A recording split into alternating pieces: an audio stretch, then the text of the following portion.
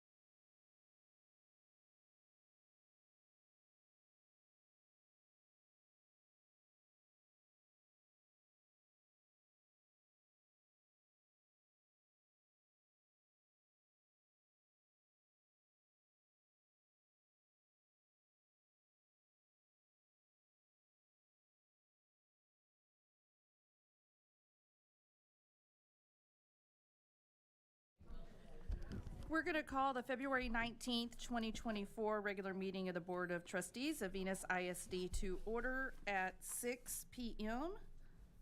And we do have a quorum. And if you'll please stand, and Greg, would you lead us in the invocation, please?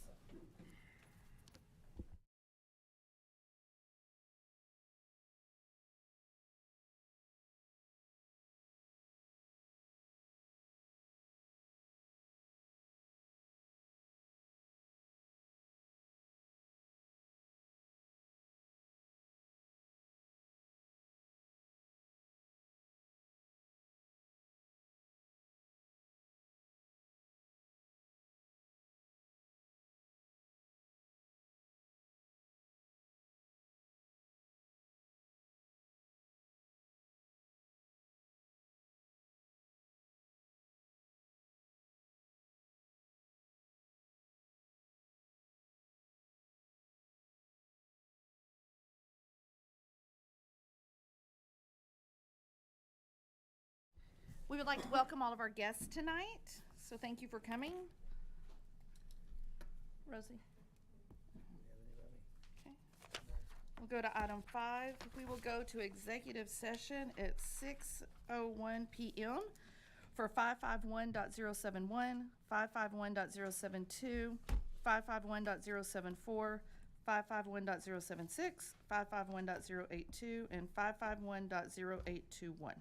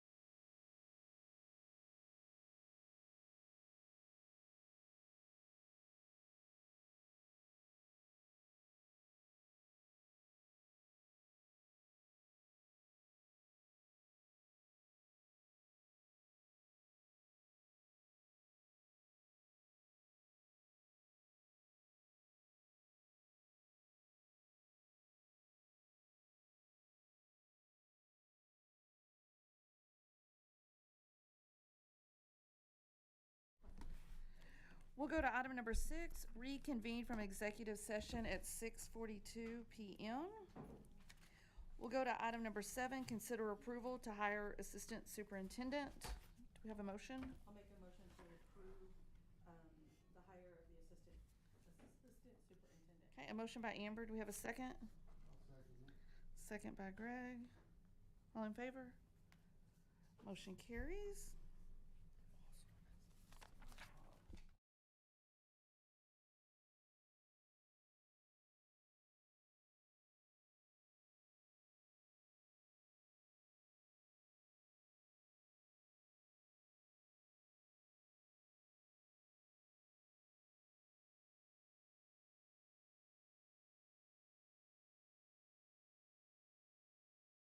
And he has an attitude of excellence in everything he does. And so I'm super excited.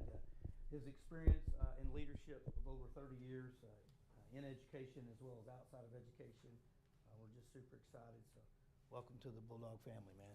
Thank you, sir. All right. Have a good picture here. It's a good picture. Right here, center. There we go. Amber, I'm gonna crop you out later. Yep, a little bit. Got it. You want to say anything? Yes, sir. First of all, I want to thank the board members for allowing me this opportunity to serve the school community of Venus ISD. I want to thank my lovely wife for over 35 years for putting up with me. I still can't believe she's with me. Lucky she's alive. You have my word. I will not let you down. My core values is what I live by: honor, courage, and commitment. And I truly believe that anybody can achieve anything they put their mind to. First of all, you've got to speak it, you've got to believe it, and then you can achieve it. So you don't have to have everything mapped out. As long as you have that vision, the students and the community can achieve anything. And I'm looking forward to making Venus, help making Venus the best school district in Texas. So thank you, guys.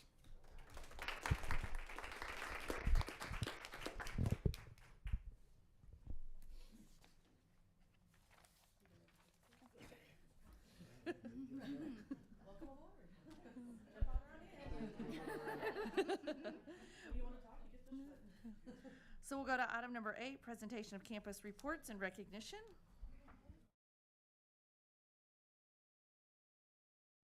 We're going to go out of order today. I did. All right, so our teacher of the month this month was Miss Brasida Valdez Flores. She is a 6th grade math teacher that I stole from Miss Box this year, and she has done a phenomenal job for us. What they said about her is that she is very supportive and concise with her teaching methods, and the kids know exactly what to do and what to expect in her class every day. Our support staff of the month was Miss Karen Foy. She's our cafeteria manager.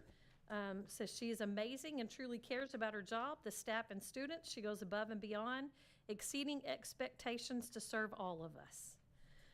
Excuse me. And our student of the month is 6th grader Mateo Medina. And Mateo is a very hard worker. He's worked very hard on his academics this year. He's had huge gains in his ELA class and even received Gold Star status from Miss Hill. So he was super excited. I think we were in Miss Hill's room, so you can see all those things hanging. So, all right, things going on at the middle school. We had an 8th grade author visit just last week. She came and talked to the kids about the Holocaust and lots of things related to that.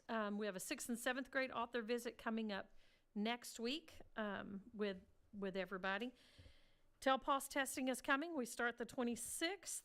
We completed our middle of the year map testing, starting to desegregate that data and meet MPLCs with teachers. This last Friday and Saturday, we had our TSA regional competition in Mesquite. I don't have results. We've seen preliminary results and they look good, but until they're official, mum's the word. We did also have UIL academic competition. And so we had 43 individual medals and 14 team medals that were awarded this year for UIL academics. So lots of upcoming things. Apparently I was very excited about the book fair. I put it on there twice. I love reading, y'all know that. So, but we have open house coming up in March, cheer tryouts, all the fun, crazy things in the spring. So we will get more information about TSA results soon.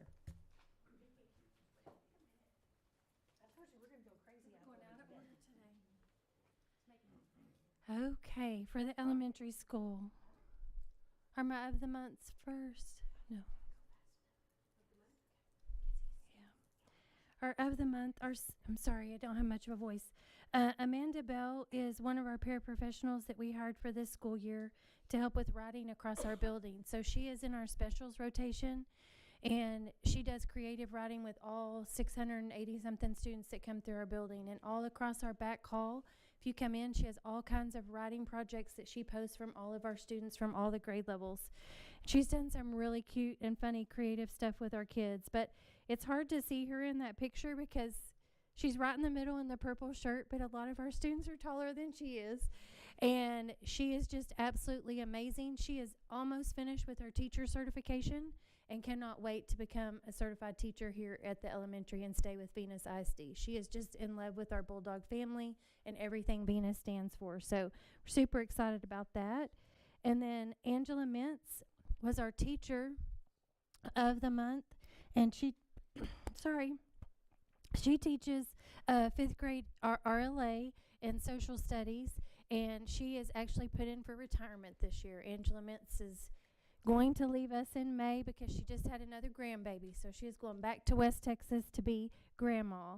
But she is amazing. She is organized. She's efficient. She has great rapport with our staff, our students, and her parents. And she has just said she is so blessed to have spent her last several years at Venus Elementary and being part of Venus ISD. Our student of the month is Ziggy Barrett, and he is just a joy to have in class. He's a constant source of excited energy. He really lifts up his classmates. If one of his classmates is having a hard time, he always wants to help them out. And who couldn't love a Ziggy? I mean, he's great. He's polite, he's respectful, he's always ready to learn. And he works really hard to master concepts, like he sets goals for himself, and always an active participant in class. So there's Ziggy with his classmates. Then back up to the top of our report. After the upcoming events, in part of our morning clubs during our school-wide intervention, Mrs. Jarrett, our GT teacher, has started a puzzle club.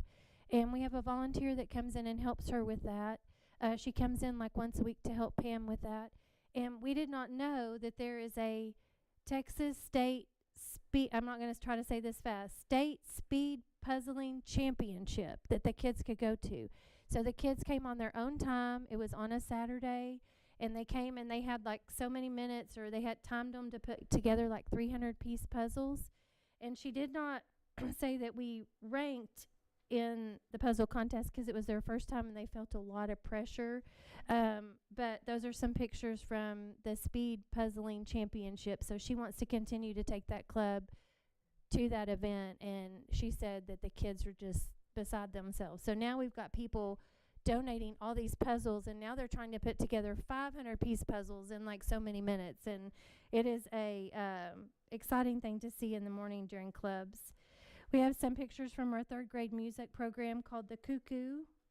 And then I forgot to include this before, but during the first 9 weeks, but the second quarter, we had 17 staff members that had perfect attendance. So I wanted to recognize those and included the names of those teachers. And then I always include student work for you. And then, of course, it was Counselors Week, and so we have a picture of Mrs. Verdell with some of our kids that made a sign for her for Counselors Week. That is it from the elementary.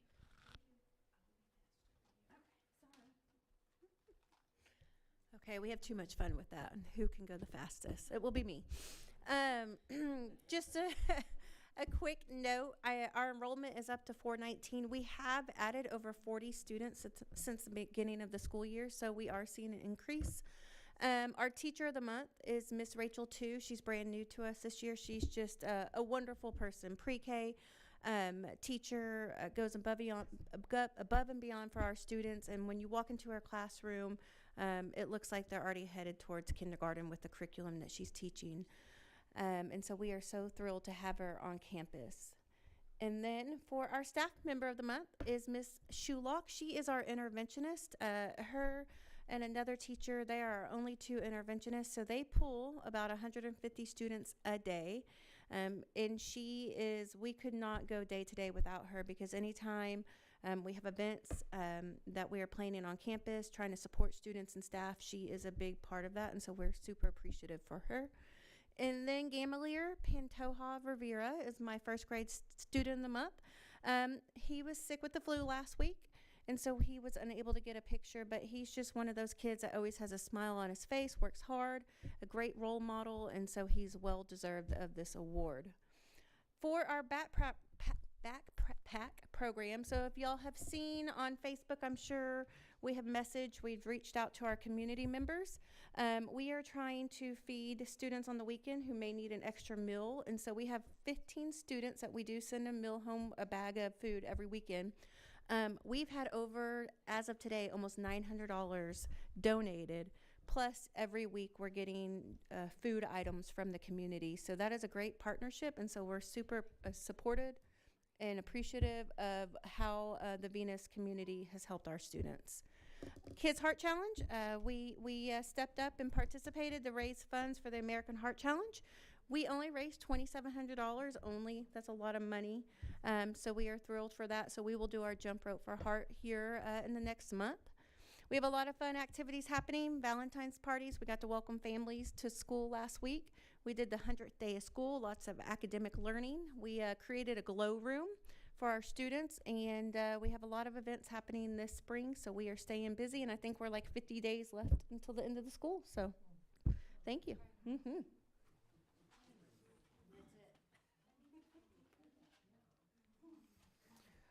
I always hate going after Leanne because she times me, but I'll try to make it short.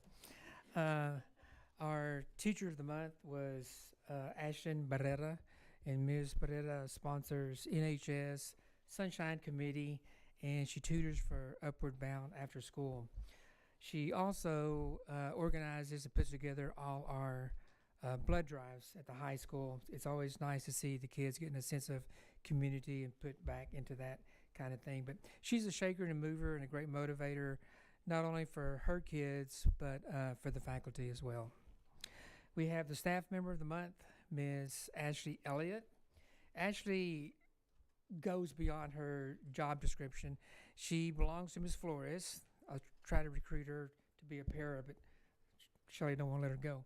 But anyway, she takes care of her job responsibilities, but she also does the subs and anything in the office that is needed. She jumps into place, and she can make chaos into order quickly. We couldn't run the office without her. Actually, she runs the office. So our student of the month is Ava Moore, and she has really blossomed this year as a student and as a person.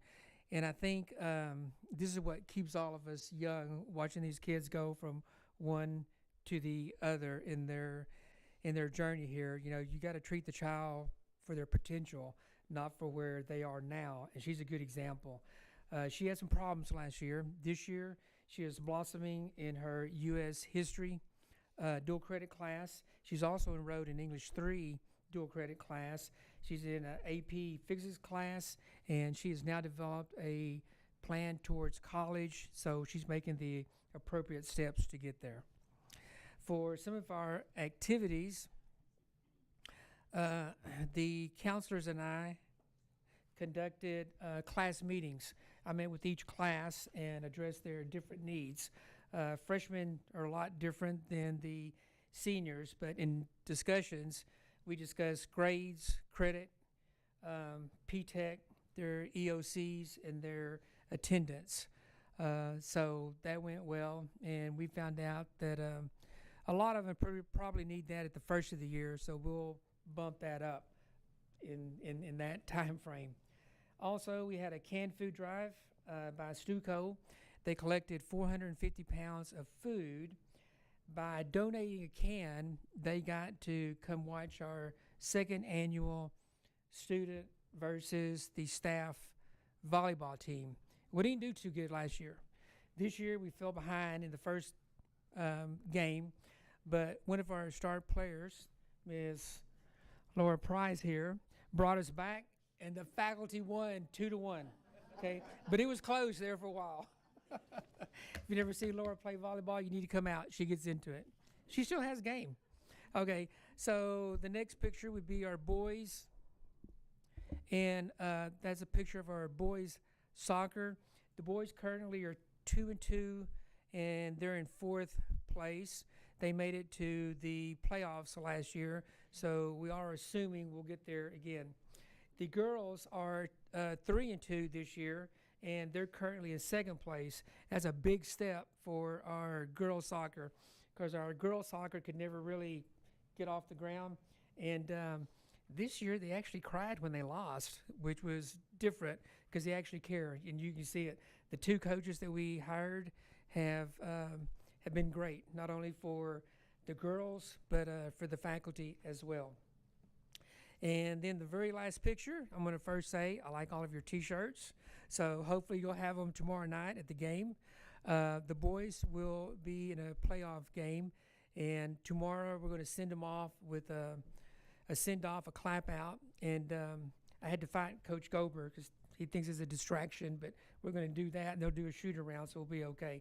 But we are playing Dunbar, so he'll be a good game, a good game. Yes, sir. 6 p.m., 109 Elm Street. Well, we'll know she'll be there. Okay.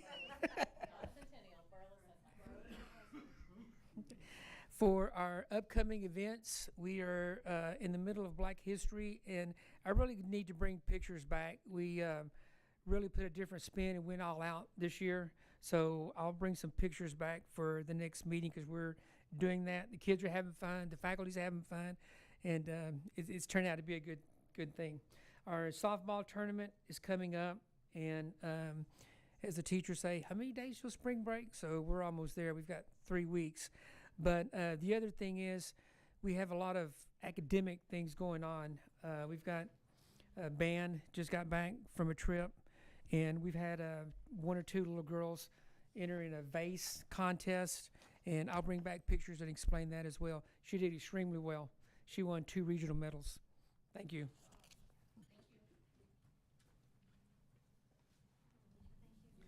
We'll go to item number 9, curriculum and instruction update by Dr. Morgan.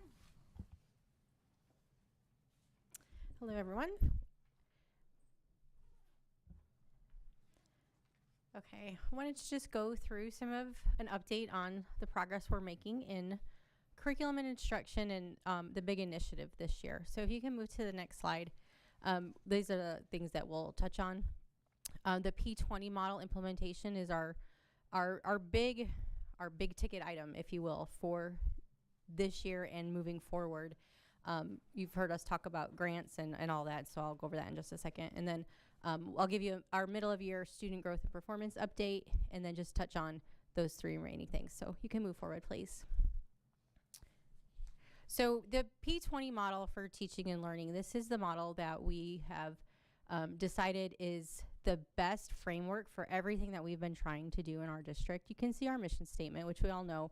We want our students to achieve academic success by taking ownership of their learning so that they become independent, lifelong learners who demonstrate pride in their work, school, and community and hope for their futures. And so within that blue umbrella, all of those things are things we have been working on in the past 4, 5, 6 years. And the P20 model really just brings it all together into one framework. So P20 is the frame of everything that we've been trying to do and just helps us keep it all in one place. It keeps the most important thing at the center, which is students being prepared for college and career readiness. What are they going to do after high school? Like, that is our job as a school district, right? To prepare them for that outcome. So everything on there is really just built on that goal, that philosophy, that driving force. So if you will move on to the next slide. So our P20 journey, just as a quick recap, this started a few years ago when we accepted the T-Class Decision 9 to begin planning our P-TECH. So that was actually before we did anything else. And then the following year, we were awarded the School Action Fund for 1 year at the elementary school to begin planning our P20 rural school redesign. We spent a year planning. Then we were awarded that same grant for the middle school to also begin a school redesign. And then the elementary school successfully completed their redesign plan, and so we're awarded the 2-year School Action Fund implementation grant. And that is where we are right now, the fall of 2023. So we have launched our PTEC. You all know our PTEC is in its first year, and so that is very exciting. And alongside that, we are implementing the P20 school redesign. While it was a campus-specific grant, it's really a district-wide framework. And so we don't really distinguish between which campus gets to do P20. P20 is pre-K through age 20. So it really covers all of our students. And then once middle school finishes the planning for the middle school portion of the redesign, we will apply for their continuation grant as well. So they will have that for 2 more years. Okay, you can move forward, please. So the P20 model comes with these 13 non-negotiables. And the ones that are highlighted in yellow are the ones that we have really dug into this year that we really want to make sure are strong, in place, the structures are in place, so that next year there's no confusion, there's no question, there's no wondering, like, what are we going to do? So we were really getting a handle on all of our instructional materials and addressing academic rigor. Tracking our data through NWEA MAP, and then also we've added M-Class. The RB's Toolbox is about instruction, and then of course the PTEC launched this year. And we have had a strong mentoring program, and we're going to continue strengthening that. If you will click forward, please. Next year, now that we'll have had a year under our belts with this, we will be able to take a good look at the instructional models that fall in the P20. So for example, problem-based learning, age-appropriate research, you can see that on there. We'll start building towards that. Work-based learning. Program enrollment is like, are we getting kids in the programs that we're developing, that we have started? And are they using the different tools and resources that we now have available to them?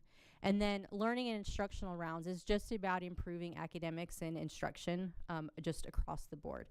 And then in year 3, if you click one more time, we will really be able to get STEM strategies. The goal for STEM is that it's not that every child needs to be in science, technology, engineering, or math. It's that every child needs to learn how to think and process and problem solve with those strategies that drive science, technology, engineering, and math. We need those same skills in literature. We need those same skills if we're studying human resources. Those are the skills that really drive high-level learning. And so that will be a year 3 project as we begin to shift all of our teachers' thinking about what that means to teach from STEM-based learning. And then age-appropriate research, we've actually already begun that, but that it is a pretty big process about getting kids really engaged in the process of doing true research, which means identifying a problem, thinking about a possible solution, and then developing the plans to implement that solution, and then to try it, to see how it works. So if you think science fair project, but on a more analytical scale, a more problem-based scale, then we're starting to get into what age-appropriate research truly is. And we want our students doing that beginning in 3rd grade. So again, that's still a work in progress. We have had a couple of grades try it. Middle school is going to be kind of piloting that for us this year, and we'll just keep moving from there. Okay, next slide, please. So our year 1 goals, just to sum up the things that I've already said, we want to make sure all of our instructional materials are in place so that we begin next year with solid academic data tracking.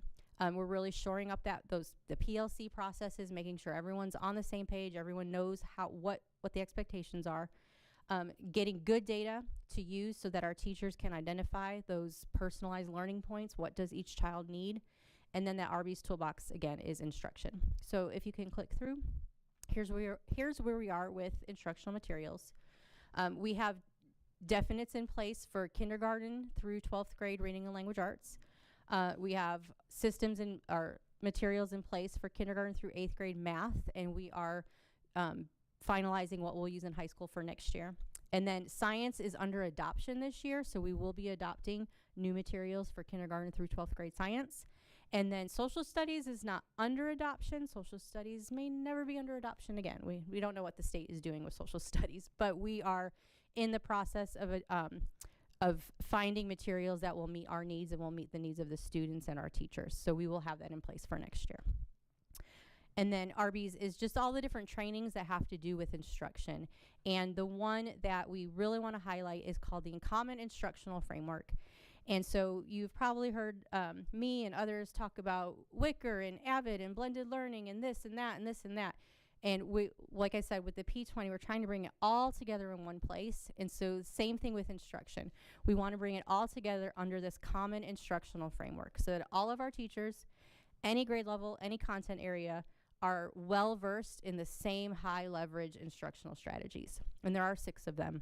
And so we began that process this year by training all of our teachers in 2nd grade and up, and we'll get kindergarten and 1st grade in there as well before the start of next year. We also pushed down Avid to the elementary, if you hadn't heard that yet. And then academic data. One of the big pieces we added this year is Panorama Education, which is just a powerful platform that is able to, we are able to import data from Skyward, from NWEA, from M-Class, like all of the places we assess kids, we can pull all that data into one place and see the whole child at a glance. This is year 1 for that, so we are still learning how to use this program, but all of our campus administrators have been trained, our interventionists, our instructional coaches, and so we're really beginning to see how that is going to help us like truly personalize learning for students. And then we can keep moving forward. And so as we're talking about data, of course, we're still doing MAP. We started MAP several years ago. The primary school did test 1st graders in math beginning of year and middle of year.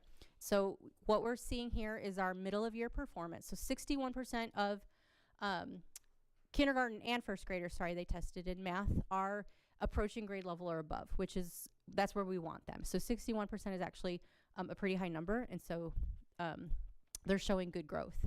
And then you can move forward. And so you can see 1st grade had beginning of the year, which is why we see growth data for 1st grade. Kindergarten did not test until the middle of the year, so they do not have growth data. But we want to see that blue box. We want to see that little gold diamond inside the blue box. So the gold is just a normal level of growth for a grade level. And if we're going to accelerate our kids, we need to see their growth beyond that diamond, that gold diamond. And so 1st grade is doing that. And then if you want to move forward, there you go. Nope, other direction. Okay, so close, so close. Elementary, so right now at elementary, across all 4 grade levels, 52% are performing at approaches grade level or above. And then you can see it broken down by the grade level where we are. So we definitely want to see higher percentages in the yellow, green, and blue band. That is always the goal. And then if we'll move forward, you can see their growth. So you can see each grade level has students in different places, and each grade level has varying levels of teachers and experience. And so there are definitely challenges across the board. Yes, ma'am.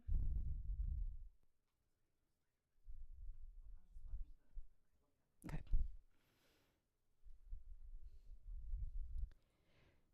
So again, the goal is for our blue box, which represents our students, to be beyond that gold diamond. That is the goal. But we are seeing growth in different places in each grade level. So it's not that no students are growing. And there are students who are growing quite a bit.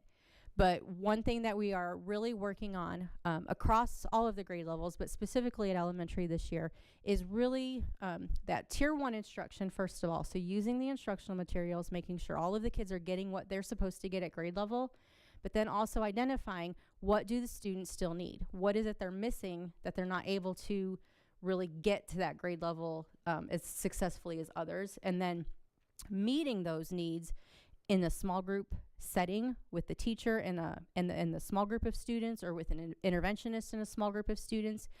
And so it just continues to be a process of learning and training, and teachers knowing what the data is telling them about their individual students.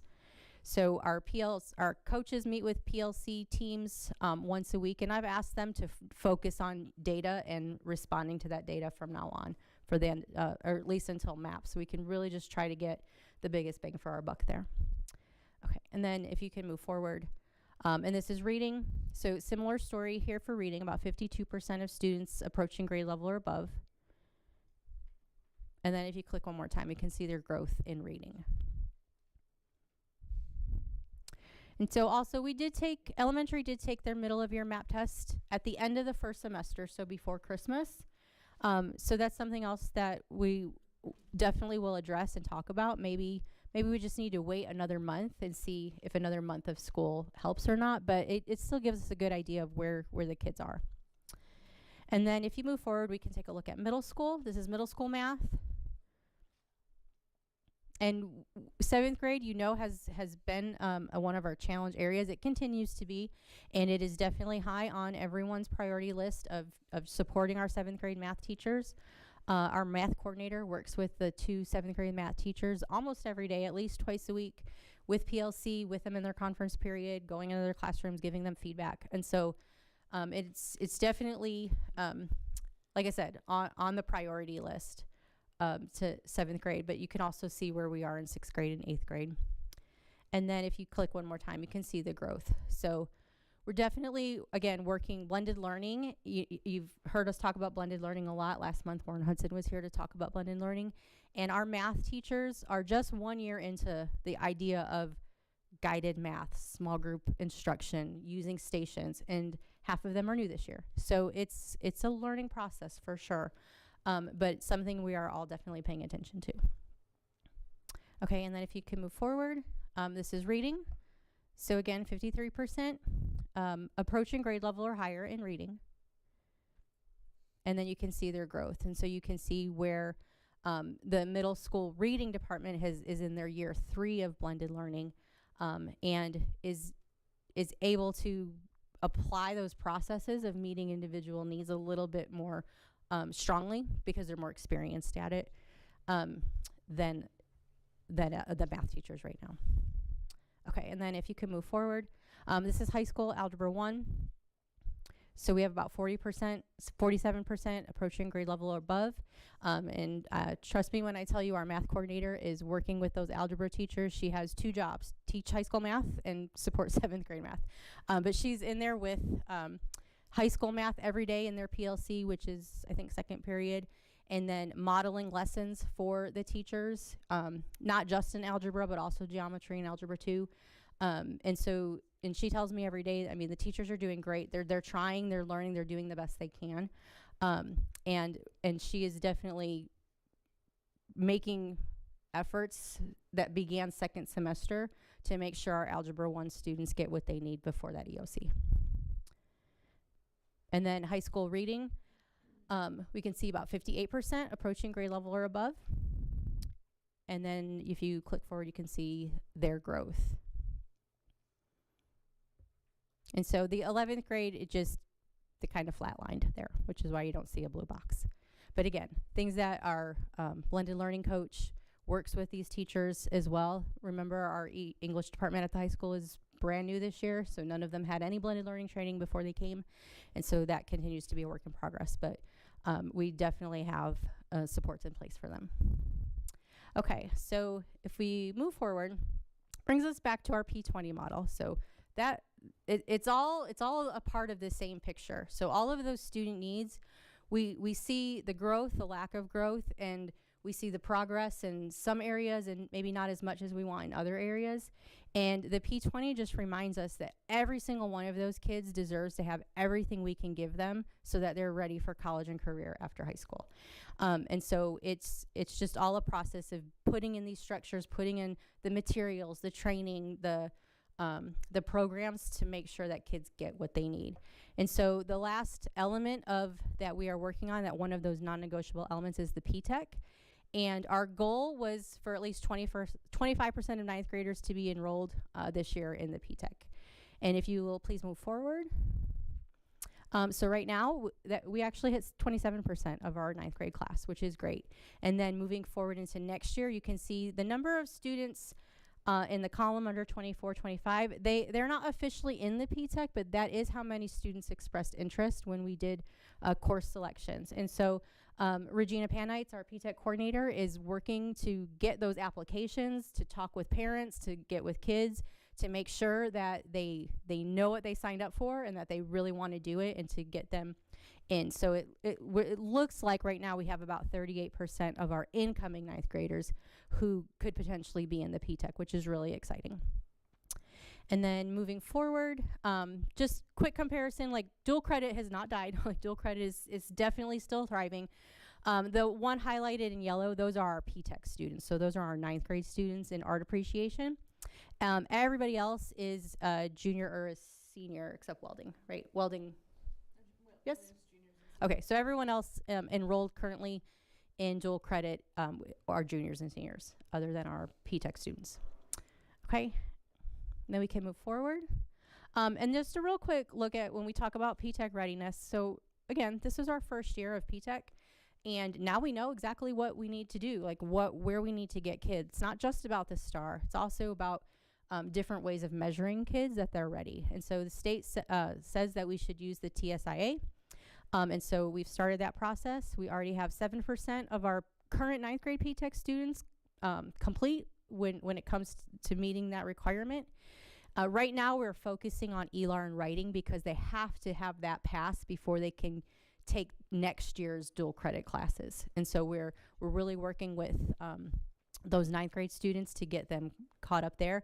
And you can see how that compares to our juniors and seniors. That's not 100%, but more of them, 72%, have met that ELAR standard or requirement, because they remember our current dual credit students are the kids who have always been on the advanced track. Our P-TECH students are the kids who are not necessarily in line to be taking honors courses and advanced courses. And so now we're seeing like what that looks like when they get to high school. And so if you move forward, you can see here are some of our next steps. So already this year, we're going to go ahead and give 7th and 8th graders a TSIA practice test because we want to see how they would do. They need to become familiar with it and see what's on it. As we work on curriculum maps and guides for next year, we're going to align the TSIA specifications to math and ELAR curriculum guides, because the teachers also need to know that it's not just a STAR test that the kids have to be ready for. And then this year we are also using an Ed Ready curriculum, which is a TSIA prep course, but we're giving it to all ninth graders in AVID because all of the P-TECH kids are also in AVID, and really just to see, like, does it help them? And it actually fits really well in the AVID curriculum. The AVID curriculum is really built around college and career preparation, and so it fits nicely there. It allows our AVID teachers to experience blended learning as well. So that's a side effect. It's a side bonus. Okay, if you will move forward.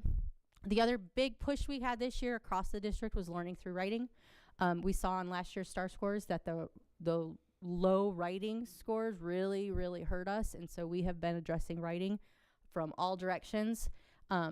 So in the last report that I ran on classroom walkthroughs, and at least 40% students were observed writing, which is really actually really good. You would think, why isn't it closer to 100? Because when you do a walkthrough, you don't know what time of the lesson you're actually walking into. And so, but in at least 40% of the time, students were writing, which it's good for a first attempt at telling everyone they have to write, not just English teachers. So we're definitely moving in the right direction there. And then the last thing, what I wanted you all to be aware of, if you'll go to the next slide, there should be one more, is artificial intelligence. We're not teaching kids to use artificial intelligence just yet, but if you know anything about it, you know artificial intelligence is not going away. And so one of our instructional technologists, Victoria Fudge, has took it upon herself to learn as much as she can about how AI fits in education, and she has been managing a focus group made of teachers and campus administrators. It's voluntary. They meet on a PD day before their other required events, and they have been discussing and planning topics of just related to AI, just thinking about, like, what do we need to do? What do we need to do to be ready for big changes. How should we be teaching students to use it? How should we be letting teachers use AI to make their jobs easier? And what kind of skills go into teaching students? So it's not about how can we use AI and or should we or shouldn't we? It's really about like how do we approach it as educators who are trying to prepare students for life after high school? Because when they graduate from high school, this is going to be a part of their world, and so we need to be on that bandwagon and not watching it drive by. And I believe that is it. Are there any questions? I do have one. Yes, sir. Because you lost me a little bit. Okay, sorry. But I want you to finish your deal. On the slide where it was showing juniors flatline, what was the reason that there was no bar on that? As a whole, there was not an average growth there wasn't enough of students who like met their expected growth to show that progress bar. So it is, because we definitely always want to see students moving forward. And we would have to go in and talk with the junior English teacher and talk with the students to find out. Some of them may not have taken the test seriously. They don't like taking that test, and they may have just sat there and wasted their time doing it. I don't know. I haven't talked to them about it, but it's definitely something that we want to address with that particular grade level. I mean, you pointed it out, but then I missed. Yes. Yes, sir. Mr. Camacho make a comment on that. Please. I think what you're looking at is in the teacher shortage, last year's junior English and this year's junior English is kind of, it's an area of concern for us, the administrators. We've got a lot of work to do in that area, and it's the second year in a row that's the missing piece. And then if you go to freshmen, sophomores, juniors, and seniors, a lot of that is the teacher. It's just a matter of, how can I say this? It's a matter of really having to work with that teacher more so than any other teacher in that group. But that's also a beginning teacher in that group every time. That's what you're seeing. So therefore that translates over to the kids and their perspective as to taking that test. So, just a question for you. So you're saying that the junior teacher is a new one. They didn't have that same teacher last year as a sophomore? Or, so it's a new teacher, it's not? Last year, we had a series of junior teachers. Okay, And this year, the teacher who's teaching juniors is also brand new. okay. So we haven't had solid, experienced English teachers teaching juniors for 2 years now. I have a question back a few slides on the P-TECH for the, what you feel like it's gonna be for next year. Mhm. So is there a threshold where we say, okay, it's not above this level, so we're gonna scrap that one? I think there was like. Yep, keep going a few more. Yeah. A few more. No, It's at the end of the slides. keep going, keep going, keep going. Keep going. Nope, other direction. You went the wrong way. But no, I think as it was of like right animal now, science was like 11 or something. right. So right now, it is definitely thinking about the potential success of the program with 2, 3, 4, 5 students, and trying to think of the right words. Like, is it better to have that teacher focus on that strand, that course, that section, than not? And right now, with we wanting to build these programs, we need to have kids in them, right? So you can see even like in teaching and cybersecurity, those are definitely low numbers. We definitely thought our teaching program would be much bigger this year. But that's also a pathway that we want to continue focusing on building. Y'all know we need teachers. And so what better way to grow them than to grow them ourselves from our own students? And so that is a pathway. As of right now, we're not willing to let die because we want it to continue to thrive. And so the same thing would be true of of all of these. We know animal science is going to continue to be it's going to attract students. Right now, it's just about helping them understand the difference between taking the P-TECH pathway or taking it not P-TECH, and the advantages of being in the P-TECH. And so it's about having those one-on-one conversations with students, and then also also parents, so that they can understand that it's an advantage to be in the P-TECH working on animal science as well. So what we don't want to do, what we want to be careful of, is that we don't have so many programs with so few numbers that we have 15 teachers who all have 8 or 9 kids in their programs. That's not going to be a responsible use of personnel, of funds, of space. But right now we feel like we do have the capacity. We have the teachers who are going to be here anyway. We're not adding additional teachers to do any of these programs, with the exception of cybersecurity, but that's a little bit different. We really just need someone to get a certificate to teach that class, because there will still only be 2 sections next year. But so as of right now, they all still fit. So even if we didn't have the animal science and the P-TECH, those 11 kids would probably still want to be in animal science. So they would still be in the classes with the ag teachers. Mm-hmm. Okay, I do have a question when it comes to the P-TECH. You said, like, next year we're only going to have 38% of 8th graders enrolled into it. Why would that number not be higher if we're requiring them all to go into a P-TECH pathway, correct? So we're not requiring them yet. I don't know that we'd ever get to the point where we would require every single student to be in the P-TECH. It's definitely the goal, but it's a long-range goal for us to say we want 80-90% of a class in a P-TECH strand. There will always be that high level performer of student who wants to be in the AP classes, who wants to be maybe graduate early, and so we always want to allow that. And there will always be students who, on the other end of the spectrum, who are going to struggle and who are probably not going to be able to handle college coursework in high school. But for about the ultimate goal is about 80% of kids to graduate with their associate's degree. That's what the P20 model is all about. But it is also a slow journey, right? It's like climbing a staircase one step at a time. Like I said, right now, these are 5 strands we believe we can handle with the staff that we have, with the facilities that we have, without adding. We don't need another building. We don't need another teacher. But in order to accommodate all 180 8th graders, 170 8th graders? 176. So if we were to say we needed 150 of those, and we couldn't do it with what we have right now. We don't have enough.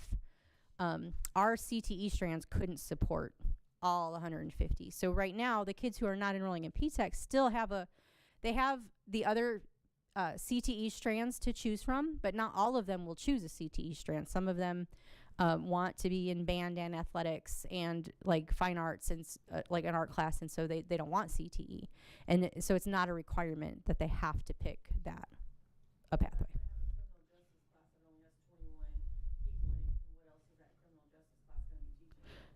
So that teacher will have a couple. She actually has a couple of sections of criminal justice this year. Those students are just not in the P-TECH, so they will be able to finish out that CTE strand, and then she'll have whatever that turns into, 1 or 2 sections of incoming criminal justice, and then Mr. Camacho has a plan for what is she going to do with her other periods. So it's definitely not sitting around like. Yes. So as of right now, the cybersecurity and the criminal justice, since they're still relatively new programs, it's a 1 year at a time adding that class. Eventually, we will need a full-time cybersecurity teacher, but that is probably another 2 or 3 years away. Because we have to add, the next cohort onto it. So next year we'll have kids in cybersecurity 1 and cybersecurity 2, but that's still only 2 sections. So we're going to use a teacher we currently have to fill that spot, and strongly encourage them to work on that certification so we can put them in that spot. Can I ask a question about the 2023-2024? Yes. Because I'm assuming that these are students that enrolled this year, and then these are brand new students that are coming in from the 8th grade, or the 2 different columns, right? They're not like a rollover. So we don't have 6 from this year combined to next year to equal 13. These are 13 new. Regina, I don't remember. No, that was a combined effort. So next year we will have 13 total students in the teaching strand, 19 total students in the cybersecurity. So it's and then of course 51 in welding. And so currently right now with 2023, 2024, we still have that many currently in the class. We haven't had anybody withdraw. That is how many are still in that class. Okay. So, and then teaching, of course, is been one of our traditional CTE strands, and so we have allowed students to enroll in the CTE strand who don't want to be in the PTech. But again, what we're hoping to show them is the benefit of doing the dual credit alongside of it. So it will just advance them. It'll get them that much closer to being a teacher when they graduate from high school. So that teacher she will not only be teaching 13 students next year. Her program is still a full load, and this year she has juniors and seniors who are finishing out their practicums. Any other questions? All right, thank you. Thank you. We'll go to number 10, finance budget update. Presenter Brandy Mayo.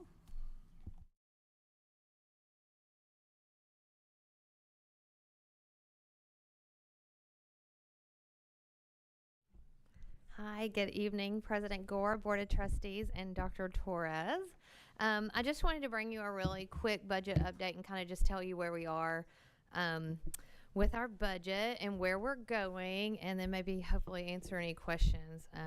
As always in our finance world, we have some very interesting things going on. So we can proceed to the next slide. So just kind of a quick reminder is what drives our revenue is average daily attendance. Just to give you an update, when we built the budget, on ADA of 2,115 students. And as of first semester, we were just short of that, about 7 students. We have been increasing our ADA. I know we've talked and we get our principal reports and they're adding students. And so I do hope to see us regain those 7 students as we go through the year. But it is slightly under what was anticipated. And as you know, when I came on board, I wasn't sure what to expect. So we just kept it flat at that time. And just a reminder that while we budget on enrollment, we only receive revenue from the state on ADA. And so getting the students in their seats, taking a proper attendance every day is very crucial as we move through the year. And so we're going to be working with staff on those reminders and kind of talking about what that means so that we can increase our ADA percentages. We can go to the next slide. So right now, this is our general fund. So this is the last adopted budget amendment that we brought, I think, back in November. And so you can see that we're still showing a net impact to fund balance. And there's a couple of reasons why I don't want to change that yet. I felt very hopeful that we were going to be able to meet that, but there's been a couple of things that have occurred recently that I don't feel confident just yet amending the budget to show a change in that, and these are the reasons why. One is, just getting a better handle on what our ADA is going to be throughout the year, and so I'm doing a lot of reports and a lot of analysis to kind of go through that, but we're not far off of what we budgeted. One of the biggest things that affecting school districts, and I don't know if you guys have heard this, but with regards to our SHARS revenue that we receive, and just to give you a quick update if you're unsure or for our public, we do receive revenues for our school health and related services, commonly referred to as SHARS. It's a reimbursement that school districts receive for our Medicaid eligible services that we provide to our students. However, Texas schools are losing about $300 million in reimbursements all across the state due to a federal audit of the processes that were used. So back in 2017, the federal government did an audit of our processes. And so the state of Texas has been fighting this over the last years, and it came out this year that we are not going to be able to appeal that decision. It's simply based on the processes that were used to identify the needs on like a random moment in time that school districts have to follow. And so because that appeal was lost, they implemented the processes that they, said that we needed to be doing, and it's caused a reduction in SHARs. And so as almost every district that I know and probably all over the state has appealed this decision, the appeal was due on January 31st, and we haven't heard back on that appeal. But there was some information that was put out for school districts on potential losses, and ours was about somewhere between 40 to 45% loss of our SHARS funding. And so right now, I think we budgeted about $300,000 in SHARS. And so if we lose 50% of that, it's 150,000 loss. And so until I get a hold of that, it really, makes sense for me just to amend the budget all at once. And so right now, we're still working really through the detailed line items. We're going through each position to make sure they're properly coded for and accounted for. And so we're making some adjustments there that does positively impact the general fund. And once I've identified all that, then I'll come back to you with a budget amendment. And my really hope is that we'll clear most of that deficit up. We can go to the next slide. Okay, just to give you perspective on what that deficit looks like. So you can see our audited fund balance totals for the general fund there, and we just had our audited our financial statements audited and reviewed at our last board meeting. So August 31st, 2023, we ended with about 11.9.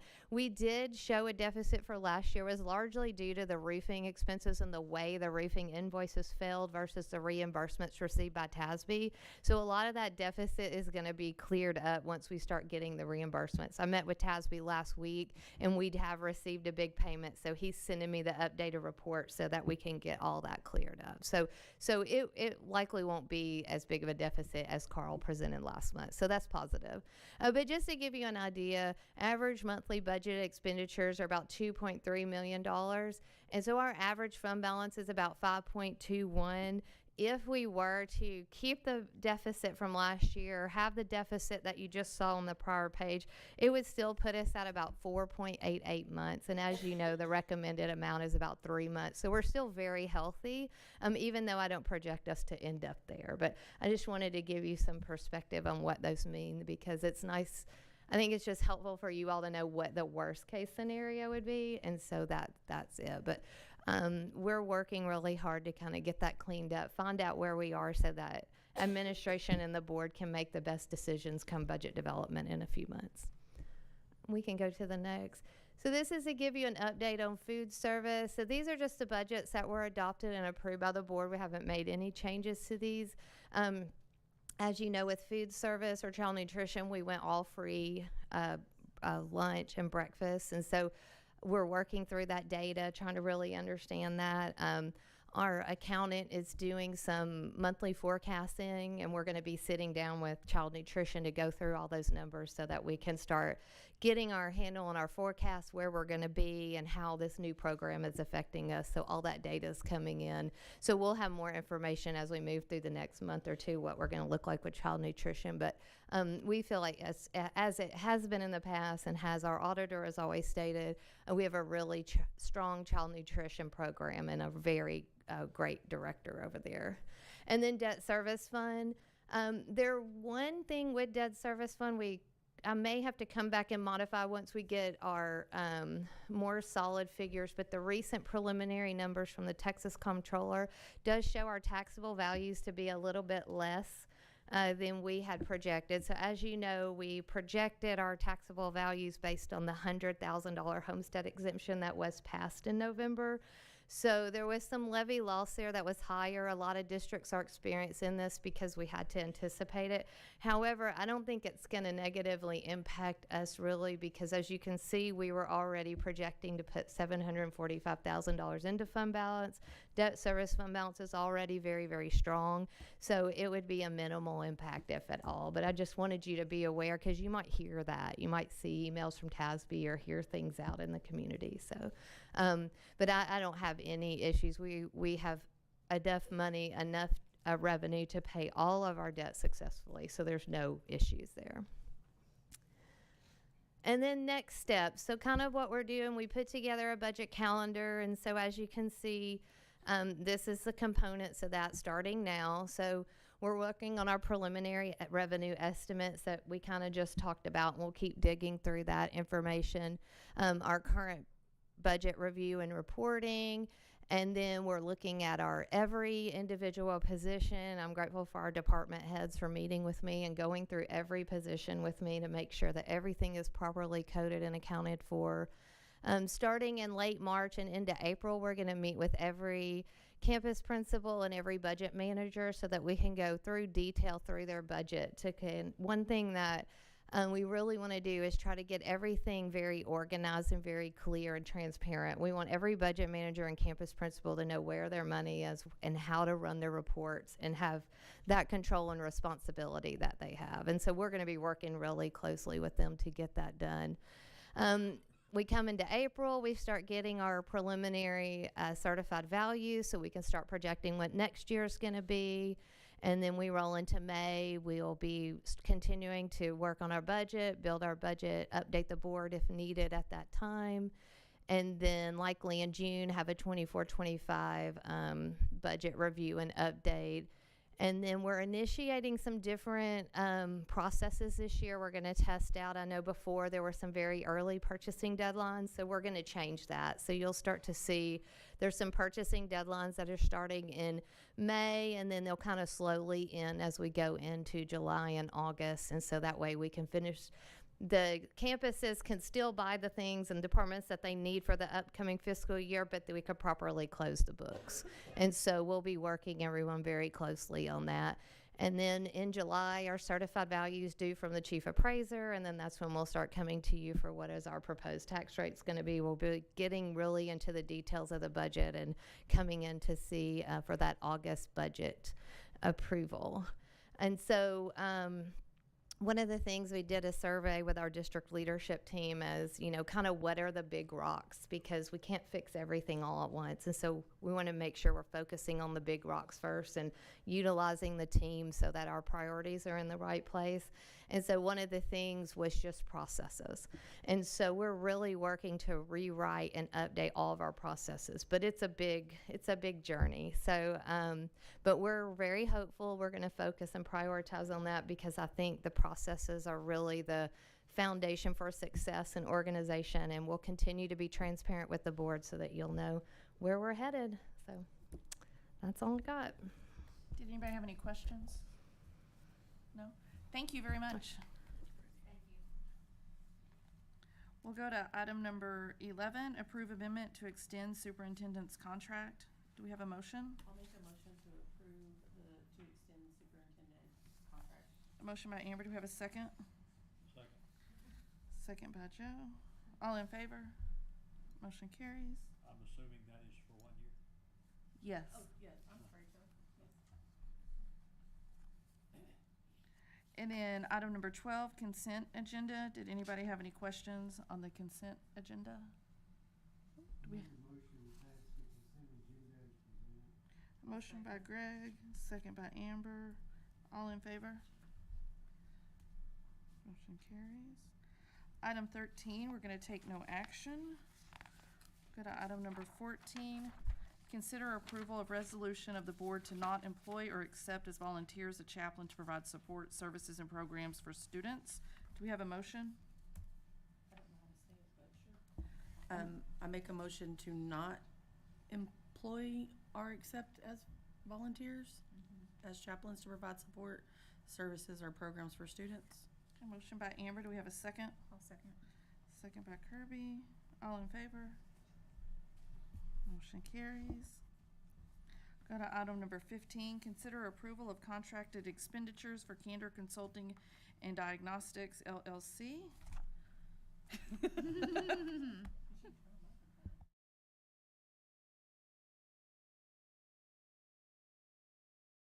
I'll come back. I can do whatever pleases the board. So this purchase is for contracted service for psychological evaluations and special education counseling services required for evaluations and the implementation of individual education programs are also known as IEPs. The estimated total amount of this bid is not to exceed $35,000 and the funds are already in the current budget. Just as board policy states, we're required to bring this to you due to the dollar amount. Administration recommends that the board approve the total expenditures for contracted services with Candor Consulting and Diagnostics. Anybody have any questions? Was this a higher expense than last year or about the same? Might have to lean on Ms. Lunsford for that. I wasn't sure what vendor we used. I don't have that data right now with me, but I would imagine it is around the same because we have similar number of students receiving the same services. When I reviewed the budget line code that this went through, it was a consistent amount. So if it was expended in the same place, then it would be the consistent amount that we had last year. And it did not increase. We didn't have any budgeted funds that had to go into that line to increase. Okay. Do we have a motion to approve? I'll make that motion. A motion by Joe. Do we have a second? Second by Greg. All in favor? Motion passes. We'll go on to item number 16, consider approval of updates to bank account information. Yeah, just to give you a brief update, there's, we've kind of had a lot of, not us, but a lot of people kind of had some issues with some fraud. We had, and as you know, I think you all had signed some documents for our child nutrition fund. There was a fraudulent check that hit that bank, and then we had a fraudulent check that hit the general fund. And due to the change of the account numbers of both of those bank accounts, we do need it on the board minutes that you were updated and informed. The one in question that hit the general fund was actually a mail fraud that affected one of our vendors, and the checks hit our fund. So while that may have been isolated to that vendor, the bank thought it was the best course of action for us to go ahead and change the account number to avoid any other potential fraud. And so that we're just doing this as best practice in accordance with our bank's guidelines and recommendations. But there is another signature card that our officers would be required to sign in accordance with this. Do anybody have any questions on that? No? Do we have a motion? I'll make a motion to approve the updates to the bank account information. I'll second. Motion by Kirby, second by Amber. All in favor? Motion carries. Item number 17, consider approval of the 24-25 academic calendar. Okay, just that calendar, we've been working on that for a couple of months now, just going through the process with the different committees, and so you now have a calendar that's presented to you. It mirrors, for the most part, the same calendar as this year. Like I said, we've been through that quite a bit, looked at all of it, and we've got a recommendation here to approve this calendar for next year. Anybody have any questions on the calendar? Do we have a motion to approve the academic calendar? I'll make a motion to approve the 2024-2025 academic calendar. Motion by Kirby. Do we have a second? Second by Greg. All in favor? Motion carries. Go to item number 18, consider approval of matters related to personnel, resignations, employment, position, or contract amendment. I'll make a motion to approve personnel resignations, employment positions, and contract amendments. A motion by Amber. Do we have a second? I'll second. Second by Kirby. All in favor? Motion carries. Go to item number 19, reports. Dr. Torres? Okay, you have all your reports attached there. Really just on my end, just as where we are already, crazily already in the second month of the year and moving through the month of February. We only have a few weeks left before spring break. It's just going really, really fast. But we're continuing to work very hard, very diligent.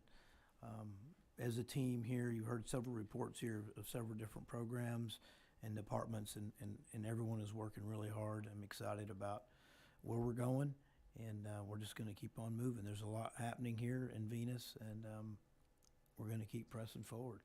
That's all I got. Did anybody have any questions on any of the reports that were provided to us? No? Okay. We'll go to item number 20, board request for additional items, and our next scheduled board meeting is March 25th. Did anybody have any requests for additional items? No. Okay. We'll go to item number 21, adjourn at 7:51 p.m.